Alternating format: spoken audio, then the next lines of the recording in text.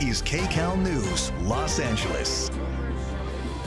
Happening right now at 9, USC throws a very unusual celebration for its graduates tonight at the Coliseum after weeks of turmoil and protests and arrests on campus. We'll take you there live. This is pure hypocrisy, pure and simple, and greed.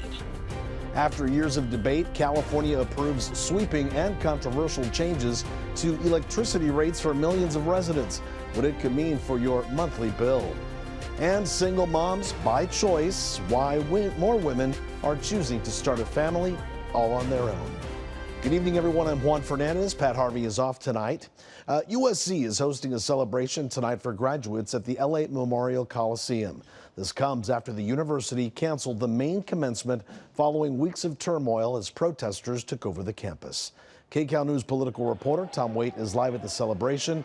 And Tom, this is USC's attempt to make things right after canceling the main graduation ceremony. Is that right? That's absolutely right, Juan. And I can tell you the mood here is pretty upbeat. There is a lot of excitement here and a lot of energy. And let's take a look. We'll show you kind of the turnout here as we walk through the main concourse, trying to get across without running into anyone here. But you can see a lot of people out. Right now, the USC band is playing.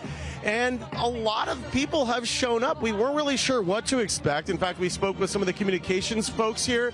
They didn't know what to expect either. We've heard some speakers who have already come on the big Jumbotron and spoken to USC graduates that are here about all the challenges that they've faced and the challenges that they face when they graduate, when they leave the USC campus and go out into their lives. And they wanted these faculty members urging them, the graduates, to feel joy because they've felt so many challenges. Of course, we've seen some of those challenges play out over the last few weeks. And a lot of these students came out of COVID. So they were already coming into college through a very, very difficult time. We spoke with families as they came in tonight. Take a listen. It's a little bit disappointing that there isn't a traditional ceremony, but I think USC is doing their best. Last year, I would always walk by Alumni Park where the commencement is held and picture myself sort of graduating or picture that day. And so it is disappointing, but it is because of safety. Obviously, people are very disappointed because people paid a lot of money to go to USC, but safety is always first. We take what we get. We don't have control. It's been a rough couple weeks. Everything's been changing for the last couple weeks. You know, there's been highs, there's been lows, so I'm glad they're doing something.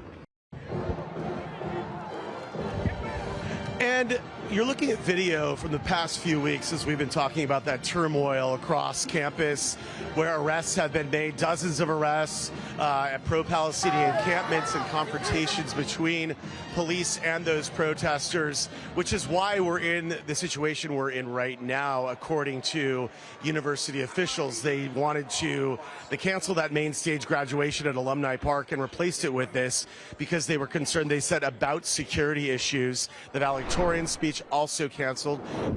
There was concerns from the USC administration. There were security issues based on some of the views that she had expressed online. She objected to those statements from USC officials, and that was another controversy there as well. That we had the faculty rebuking the president of the university here, Carol Folt, and the provost voting to censure her last night. So there's been a lot of turmoil here, but here we are with thousands of people who have come out to listen to some of the guest speakers, to the marching band, and just as one of the professors said, to feel some joy, because there's been a lot of stress for these students over the last few weeks and few years.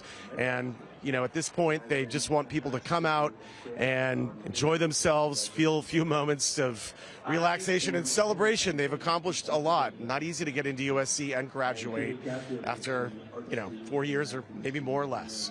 Reporting live in the Coliseum, I'm Tom Waite, KCAL News. Looks like a great turnout there, Tom. All right, thanks so much. Meanwhile, at UCLA, dozens of staff and faculty members marched to the chancellor's office today. They're calling on him to resign over the administration's handling of pro-Palestinian demonstrations. More than 200 protesters were arrested after a night of violence in which Chancellor Gene Block says instigators attacked the encampment. There would be an acknowledgement that we have rejected his decision to suppress free speech. Really, it's not an inconvenience, it's discrimination that I have to take a different route to get to class, but they've affected my academics. The chancellor is scheduled to speak to Congress about anti-Semitism on campus later this month. The university has not responded for calls for him to resign. He is set to retire, though, this summer. Now to breaking news. A large number of police are looking for 2 armed robbery suspects at the Westfield Century City Mall tonight. Beverly Hills police say the suspects are wanted for an armed robbery that happened in the neighborhood. They say the suspects then ran into the mall after the robbery. Well, tonight, a Burbank man is facing 1 count of murder in the killing of his mother, a beloved kindergarten teacher. Kyle Lombardo is being held on $2 million bail.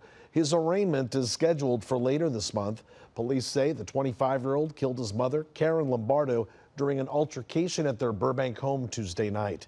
Late this afternoon, Kyle's defense attorney spoke outside the courthouse and claimed the death was not a murder, but rather an accident. It is also my understanding that at this time, this tragedy is a result of an accident following an altercation between a son and a mother whom my client deeply loved.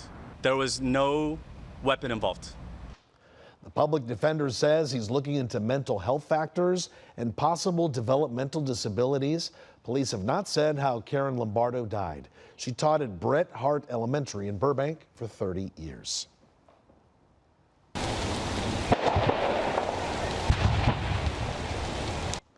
A suspicious fire is under investigation in Santa Fe Springs after part of an RV dealership went up in flames, destroying 15 luxury fifth-wheel trailers, torching an estimated $2 million worth of luxury motorhomes. Officials discovered the fire after responding to a burglary call early this morning. They say a suspect was caught on security camera going between the RVs, but detectives are still searching for him. Not as scary moments in South LA this afternoon as deputies swarm a Wells Fargo. Deputies say they got a call that the bank was being robbed. KCAL News assignment editor Mike Rogers has been speaking with deputies. Mike, what are they saying tonight? Yeah, you know, Juan, really bizarre situation here. Now, the LA Sheriff's Department, along with a couple of LAPD units, responded to this place in force after they got that 911 call saying that the bank was being robbed. We'll show you the dramatic moments from SkyCal. They were overhead as the Sheriff's Department tried to look for that person that may have been committing this alleged robbery at the time. Now, the Sheriff's Department says they went inside the building, they searched it, and when they didn't find anything, they had to go outside and search the parking lot. Now, there was also some mention of a person that may have been an off-duty law enforcement officer that had a gun. I did talk to the sheriff's lieutenant over at Century Station who tells me that person was actually a security guard that worked for the bank. So once they cleared the inside of the bank, they came out to the parking lot, and you can see formed what they call an arrest team to systematically search each car. Now, unfortunately for some people, they were in their cars at the time of all of this and had to be detained by those deputies as they tried to sort out what was going on. Now, the lieutenant tells me over there at Century Station that everybody that was detained was ultimately released. And Juan, as for what prompted this whole thing, apparently somebody in a mask walked up to an outside window of the bank. That's all they did, but that was enough for somebody inside the bank to panic, call 911. That's what prompted that large response. That person on the outside of the bank was never located, and I want to be clear, they never entered the bank, never made a robbery demand, never did anything like that. So at this point, the lieutenant tells me, doesn't appear that any crime was even actually committed. At any rate, though, they are interviewing the employees and the witness who called 911, and of course, going through some security camera video. It's still scary for the people inside the bank, right, Mike? All right, Mike, thanks. An historic and controversial change is coming to electricity rates in California. The state has approved a new monthly service fee for customers of the state's largest utilities, including SoCal Edison. KCAL News reporter Nicole Comstock is live in Upland to explain this controversial plan. Nicole? Well, this is for customers of investor-owned utilities, so we're talking about PG&E, SoCal Edison, and San Diego Gas and Electric, not those city-owned utilities like LADWP. But people we spoke with tonight, some of them tell us they already do a ton to conserve energy at their homes, and they feel like these utility companies just keep on asking them to do more. Others say they've been pretty stubborn to make any changes, and now they're skeptical that this new plan will actually benefit them. Nazaniguez says he's done everything he can to conserve electricity at his home in Ontario, from energy-efficient windows to lights and insulation. Life right now is pretty tough. Anyone who does any kind of shopping knows it. So he says he's totally against the new utility billing structure that will soon affect most Californians. The state says SoCal Edison customers will soon pay a $24.15 monthly fixed fee. And in turn, the price of electricity will drop 5 to 7 cents per kilowatt hour. I'm afraid I don't believe that. I've been told that in different ways and different taxes. It's only a couple pennies. The State Public Utilities Commission just unanimously approved the rate change after years of debate. The vote is 4-0. The item passes. Commissioners promised the new fixed rate will not give utility companies higher profits and will be used to create even more sources of renewable energy and improve the grid. This proposal provides no profit increase for the investor-owned utilities. Rate design changes like this do not mean that utilities get more money. The increased fixed charge is fully offset by the decreased rate for using electricity. But some residents think it's not only a push by the utility companies, but the agencies regulating them who are trying to build new infrastructure and pass the cost off onto consumers. Well, we wouldn't have to if they weren't trying to convert us over to this green power. I shouldn't be responsible for building the new infrastructure, though it should be built. They've made plenty of profit, otherwise it wouldn't be in business. I spoke with Southern California Edison tonight, and they told me this is a step in the right direction. As for those low-income customers, their fee will be less than that $24 a month amount. It'll be between $6 and $12 per month, and it's expected to take over a year for this new billing structure to take effect. Reporting live in Upland, I'm Nicole Comstock, KCAL News. Nicole, thank you.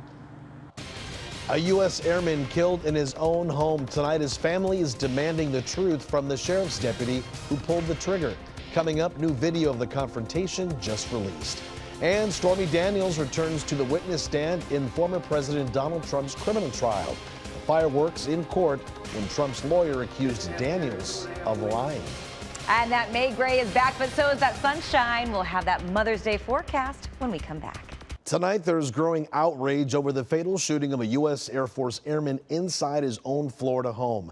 An attorney for the family said an Okaloosa County Sheriff's deputy responding to a disturbance call on Friday burst into the wrong apartment and shot the 23-year-old service member. CBS's Mark Strassman has newly released video of the deadly confrontation, and a warning now, it is disturbing.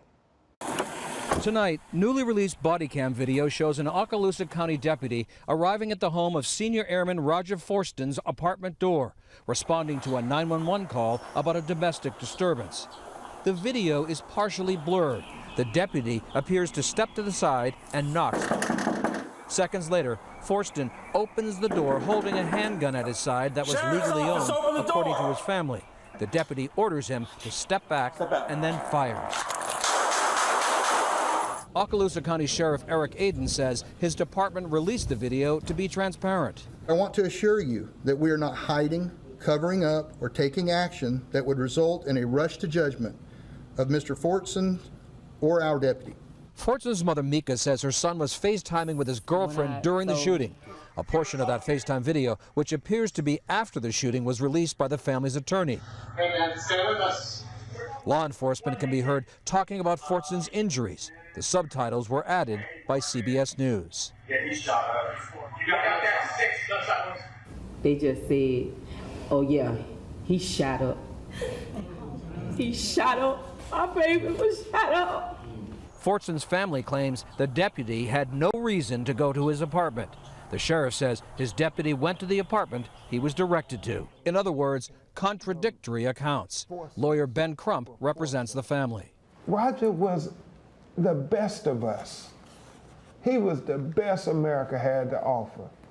And they stole his life. The very people who were supposed to protect and serve him took him away from Mika and their family. The deputy who pulled the trigger has been placed on administrative leave while state investigators look into the shooting. Mark Strassman, CBS News, Smyrna, Georgia. Adult film star Stormy Daniels returns to the witness stand today in former President Donald Trump's criminal trial. The $130,000 so-called hush money payment to buy her silence ahead of the 2016 election is at the center of the case. As CBS's Robert Costa reports, Trump's attorneys accused Daniels of lying about her alleged sexual encounter with Trump. Former President Donald Trump has always advised his lawyers to be aggressive. Today, his defense team targeted Stormy Daniels' credibility. Here we sit after 2.5 weeks, and I think you'll see some very revealing things today. Trump's attorney Susan Neckles led an often tense cross-examination of Daniels, who prosecutors say accepted a $130,000 payment from Trump's former attorney Michael Cohen before the 2016 election in exchange for keeping quiet about her story. Neckles focused on Daniels' high-profile appearances after news of her alleged sexual encounter with Trump, which he denies made headlines, and argued Daniels tried to capitalize on her fame. Neckles, you wanted to make more money, right? Daniels, no, that's why I did 60 Minutes for free. Did you want to have sex with him? No, but I didn't say no. I'm not a victim. Trump's attorney brought up Daniels' career of writing, directing, and acting in adult films. Neckles asked, "You have a lot of experience making phony stories about sex appear real." Daniels disputed that.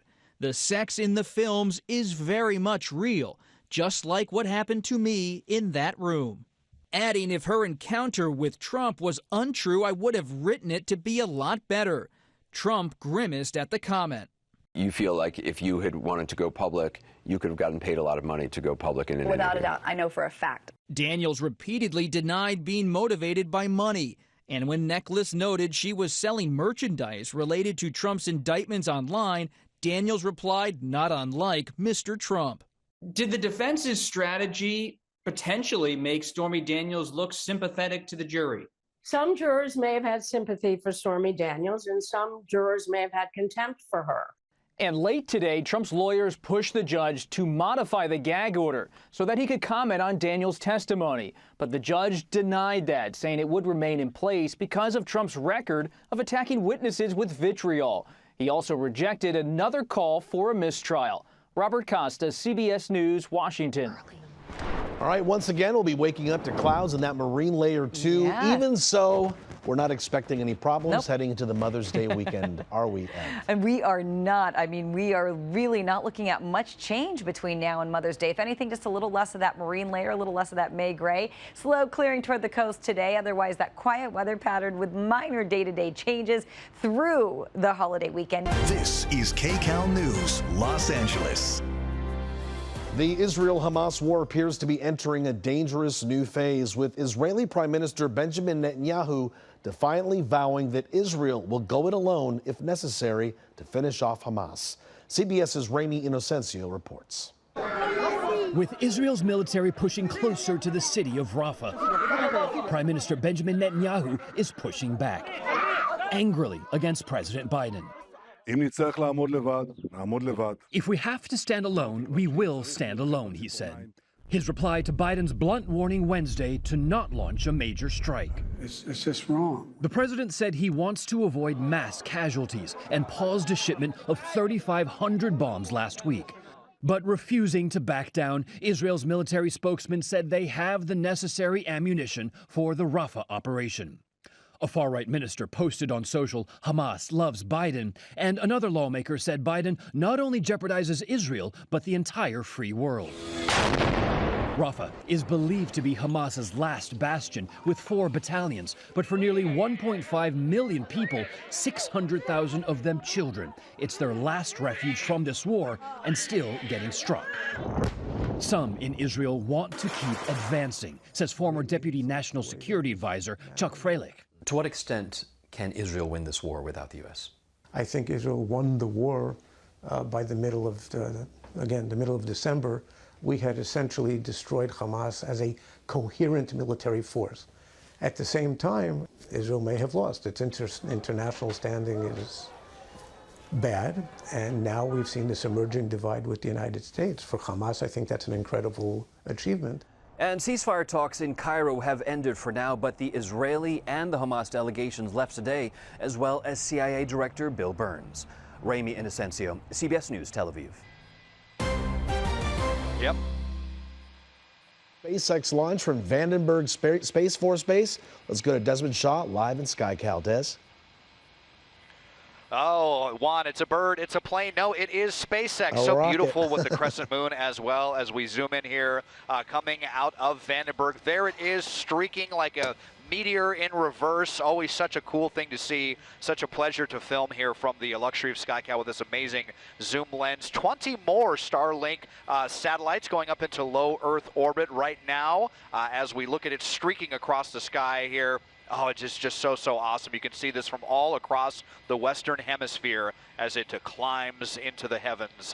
I've seen so many of these, and they're always just so entertaining to watch. They were supposed to do this last night, but it got scrubbed. You know, I've heard some of the engineers quoted as saying you need like 1,000 things to go right with these launches, but only one thing to go wrong. And so they don't always go according to plan. But tonight it is really awesome watching the streak across the sky, Juan. Yeah, look at this right now, Desmond. It looks like it's getting, the streak of fire is getting longer, it's getting hotter, and it looks like we have a nice clear night to see this launch. Is that right?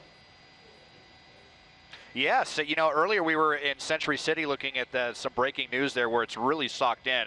So unfortunately, folks on the LA Basin not seeing this. Maybe east of downtown you can see it, but we're up in the Conejo Valley right now, our preferred perch to come and watch this go across the sky, and it is really clear tonight. So very fortunate to see that. It looks like might be getting one of the rocket boosters separating right there as we widen out. We'll see if it lights back up, but well, perhaps not. But that was quite an impressive display nonetheless. Yeah, it is, Desmond. We're looking at your shot, and then we're looking at what SpaceX is sending. It is on its way to orbit, and there was the separation there on the right-hand side. So we thank you for your shot, and if you were out there today or tonight, you might have seen this launch right from your own backyard. Thanks, Des. All right, up in the Bay Area tonight, the airport in Oakland has a new name, and it's something their neighbors in San Francisco are not happy about. Let's go back to KCAL News assignment editor Mike Rogers at the desk. Mike, you've been in contact with our CBS station in San Francisco. What are they telling you about this? Yeah, Juan, I was talking to our counterparts up at the KPIX desk up there in San Francisco, and there's a big battle on both sides. The city of Oakland says, hey, we got to change the name of the airport. We need to bring more business into the airport. City of San Francisco says, hey, not so fast, because the name you're going to give it is the same thing we call our airport, and you're going to confuse people. Now, one airline already has changed the name of the Oakland airport. Now it is called the San Francisco Bay Oakland International Airport. Now, Oakland says they don't think people know how close Oakland is to the Bay, and thus they're losing out on business. City of San Francisco says, hey, we got a trademark thing here. You can't have our name. The City of San Francisco said, if you do this, we will sue you. Last month, the City of Oakland voted to do this. Then the City of San Francisco followed up on what they said they were going to do and filed a lawsuit. Tonight, there was a final vote by the airport to officially change the name to the San Francisco Bay Oakland International Airport. And not only did they vote to do a permanent name change, the city of Oakland also said, and hey, San Francisco, we're going to sue you too. So now the city of Oakland has filed a countersuit against the city of San Francisco, saying that the city of San Francisco filed their lawsuit against Oakland prematurely. So now we have battling lawsuits, battling names of airports, and really nobody is happy, mostly the city of San Francisco. And Mike, a quick question for travelers. Do you know if the airport code is changing? I know it's OAK, right? Right, that is not changing. Okay. So for travelers, but you know, to be fair, in that video we showed you in the drop-down menu, not everyone looks at the airport code. And you saw the name starts San Francisco Bay. If somebody doesn't finish reading and see where it says OAK, they may check that airport and accidentally fly into Oakland when they think they're going to the city of San Francisco. You need to be real careful now. Yeah. All right, Mike, thanks for that update. Federal regulators are investigating airline credit cards, making sure they follow through on promised points. A public hearing today focused on frequent flyer programs and co-branded credit cards as the Department of Transportation investigates potential unfair or deceptive practices. Frequent flyer miles and credit card rewards have become a meaningful part of our economy. As they grow in influence, I think it's only natural to expect a little bit more oversight, because it really is a whole new currency that is really driving our whole economy. The panel included several airline and banking industry representatives discussing whether companies are being upfront with their reward programs. Well, more Americans are choosing to have children later in life, and that includes the growing number of women who are becoming single mothers by choice. CBS's Nikki Batiste explores this trend. Hi, how are you? Good. Up against her biological clock, Tracy Kodak faced a tough decision at 39. Do you remember the moment you thought, I'm going to have a baby on my own? I do. I was with my best friend, And I said, I don't have a partner. I need to be a mom. She emptied her savings to cover fertility treatments, ultimately using sperm donated by a friend. After 3 years of trying, she had Zola, 7+ pounds of pure wonder. And then it was, oh my gosh, I'm taking home a human. And she was perfect. Kodak belongs to the organization Single Mothers by Choice. Its 30,000 members are part of a growing trend, women having babies alone because they're tired of waiting for the one, or they simply want to parent solo. You could do this all day, couldn't you? Like Emma Ramos, mother to 2-year-old Michael. If you had to choose one word to describe life as a single mom by choice, what would it be? Can it be 2 words? I would say just like beautiful chaos. As a teenager, Ramos dreamed of having a child, not a partner. Modern attitudes have helped make that possible. Today, more than 3/4 of Americans find single parenting acceptable, although more support a 2-parent household. That speaks to the misconception that we have somehow purposefully handicapped our children by, only bring them into the world with one parent. You obviously make all the decisions. Mm-hmm. Is it a blessing and a curse? Decision making, I would say, is a blessing, but then I suppose if I make the wrong decision, I'm the only one, to blame, I guess. Just in time for this Mother's Day, Zola Kodak turned 11. Having a single mom by choice can be hard, like when you're first growing up, but then my mom just wanted me, nobody else. Everything I do for her. This house is for her, my job, it's all for her. 2 single moms living with their choices and their children, and loving both. I love you. I love you too. Nikki Batiste, CBS News, New York. Perfect story as we head into Mother's Day. All right, sports now. The Lakers may not have to look very far for their next head coach. Darren Haynes is here now with more on that. This week, our Desmond Shaw is exploring the legacy of the Ringes, a family who is seldom mentioned, but at one time owned all of modern-day Malibu. In tonight's Look at This, he's over the home their daughter built to carry on the family's legacy. Well, take a look at this gorgeous seaside home. This is the Adamson house, and long before it was a really cool museum next to the Malibu Lagoon, it was the home of Rhoda Ringe Adamson, the only daughter of Rhoda May Knight and Frederick Hastings Ringe, once the owners of all of modern-day Malibu. So we looked at the home sites for the former Malibu landlords, but this was the home that their daughter built after marrying Merritt Adamson. The two met when Merritt graduated from USC and then came to be the superintendent of the Ringes' extensive ranching operations. And Merritt would actually go on to be something of a dairy tycoon, creating one of the country's biggest and most successful dairies in the early 20th century. On the other side of the mountains in Tarzana, it was known as Ador Stock Farms, which was Rhoda's name spelled backwards, and it existed up until the early 21st century. Malibu Queen Rhoda May gave the couple 13 prime coastal acres for them to build a home, and in 1929, they built the foundation here on a spread of land that they dubbed Vaquero Hill. This home embodies the Ringe family legacy in several ways. Besides it being on such ultra-valuable land, it was constructed using thousands of tile from Rhoda May Knight's Malibu Potteries factory, which was the very first business in all of Malibu. That's an interesting story in and of itself, as after the death of her husband Frederick, Rhoda May Knight went hunting for oil on her ranch, but instead she found a lot of clay. So she commissioned a pottery operation to produce exquisite hand-painted tiles, which are now extremely coveted. It can be found in smaller quantities in some older LA mansions, but it's more plentiful here than probably any remaining home in Southern California. And while Rhoda May would become famous for losing her family fortune in a fruitless effort to keep Malibu to herself, her daughter, Rhoda Adamson, seems to have done well for herself after her husband Merritt died. She lived in this home and adeptly managed the family dairy and other business ventures. And nearby Pepperdine may have never come to be in Malibu had it not been for her descendants donating the first 138 acres of land for the university's campus. Rhoda lived in this home until her passing in 1962. The state of California stepped up to buy it in 1968, and shockingly, they planned to level one of the last remnants of the Ringes legacy to build a beach parking lot. Well, Malibu residents put a stop to that. They formed a historical society and lobbied for its preservation, and they succeeded in restoring this and opening it as a museum in 1983. AdamsonHouse.org to learn more about this wonderful museum and get an idea of what life was like as the caretaker of one of the most beautiful places on Earth. Taking a look at this from KCAL, I'm Desmond Shaw. Thanks for watching KCAL News at 9. KCAL News at 10 starts right now.